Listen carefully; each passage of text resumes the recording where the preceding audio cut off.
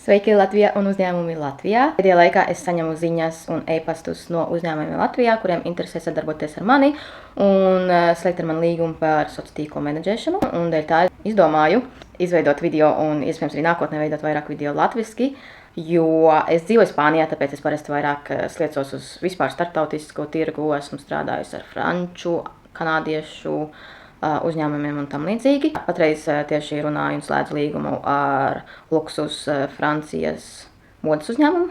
Es parasti vienreiz gadā vienmēr braucu uz Latviju, bet Latvijā ļoti daudz iespējas, ja tu gribi strādāt, ja tu esi gudrs cilvēks, ja tu sliecies uz pašizaugsmu un tam līdzīgi. Un dēļ tā es labprāt darbotos ar klientiem no Latvijas. Man ir ļoti liela pieredze ar tieši Instagram. Man patīk ļoti Instagram, visvairāk man patīk Instagram, bet es arī strādāju ar TikTok, YouTube, rakstu WordPress blogu arī.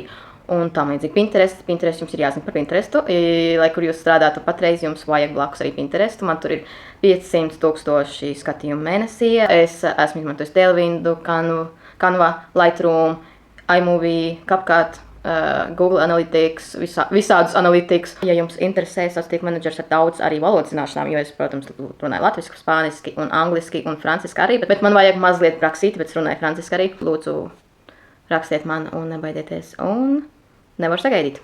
Līdz nākamajai reizei.